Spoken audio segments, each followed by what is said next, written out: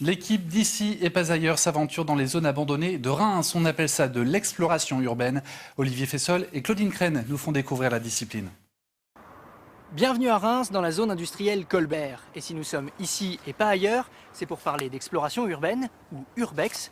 Le principe est simple, explorer des bâtiments à l'abandon, souvent interdits d'accès, inquiétants témoins de l'histoire ou simples vestiges du passé industriel. Allez, je vous amène rencontrer deux passionnés marnais de la discipline, car ici, les ruines ne manquent pas. Sylvain Landry et Sébastien Lopin se connaissent depuis l'enfance. Chaque mois, ils se retrouvent dans une ruine qu'ils ont repérée et en font leur terrain de jeu. Aujourd'hui, c'est l'ancienne usine d'outillage Chausson liquidée en 2007, après presque 20 ans de restructuration et de suppression de postes. Visiter ces lieux abandonnés les fait voyager dans le temps et provoque chez eux un étrange frisson, une curiosité qui répond à une pulsion assez adolescente. Un peu le côté interdit, c'est sympa. Et puis ouais, toutes les textures qu'on peut trouver, qu'on va pas trouver ailleurs. La découverte de lieux, côté historique aussi, de l'endroit qui est super sympa, quoi. Il y a eu une vie, quoi, Ouais, ici. voilà, c'est ça, il y a eu quelque chose. Passionnés de photographie, ils s'intéressent surtout à ces ruines pour leur esthétique. Ils en profitent pour découvrir une série de graffitis dans cette galerie un peu particulière. Tu vois, moi, celui-ci, je le trouve super beau. Oui, c'est vrai. Tu vois pas le boulot? Pas les couleurs? C'est Sébastien qui a découvert la pratique sur Internet, puis initié son ami. Il cherche aussi les nouveaux lieux d'expédition, avec à chaque fois un objectif photographique. C'est un peu le bordel, c'est un peu joli. Donc les deux mis ensemble, en photo, ça rend plutôt pas mal. Bon, en plus, en général, les lumières sont plutôt pas mal. Son acolyte Sylvain capture la lumière des ruines et des friches, mais aussi de bâtiments flambant neufs, pour des commandes cette fois-ci. Dans la vie, il est animateur avec des personnes handicapées, mais la photo, sa passion, lui apporte un complément de revenu.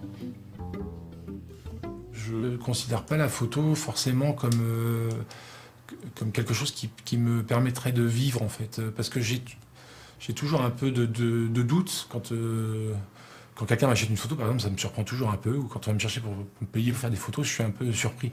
Donc j'ai du mal des fois à imaginer vivre avec ça, quoi. Ces expositions, ces commandes lui permettent d'acheter son matériel, de voyager et de poursuivre son exploration photographique. Je viens pas de la photo, moi je viens de la musique et du théâtre, parce que j'ai une formation de musicien et acteur. Et je trouve que la commande, c'est un peu comme un travail au théâtre où il faut faire une improvisation avec une contrainte. Et le voyage, c'est vraiment différent, quoi. Il y a la liberté et puis se laisser surprendre d'un côté, et puis la contrainte artistique de l'autre, je trouve. Ah, c'est énorme.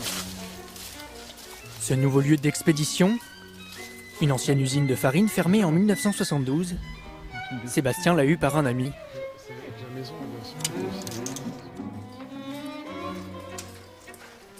Oh, excellent. Ah, c'est beau, la citerne avec la lumière, Ouais. magnifique. Entre Indiana Jones amateurs, on se refile les bons plans en toute confidentialité.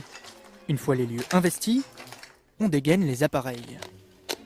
Les deux amis utilisent une technique particulière, la photo HDR, une marque de fabrique de l'exploration urbaine. Des photos en rafale, tantôt très sombres, tantôt très lumineuses. On mélange le tout pour créer une image ultra détaillée, aussi bien dans les ombres que dans les tons clairs. Et donc là, ce que vous êtes en train de faire, c'est totalement illégal. Oui, apparemment oui. Mais si on respecte les lieux, si on ne dégrade pas, si on ne vole rien, ça s'explique assez bien. Ce sont des lieux à l'abandon.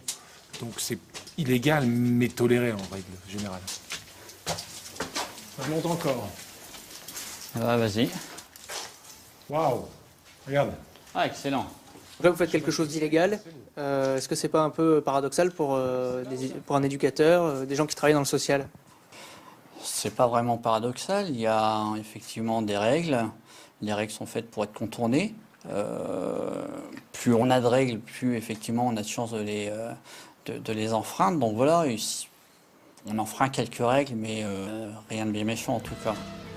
Les passionnés estiment qu'il existe au moins une cinquantaine de lieux abandonnés comme celui-ci, en Champagne-Ardenne.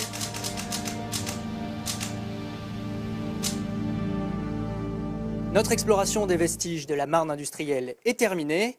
On se retrouve bientôt, ailleurs en Champagne-Ardenne.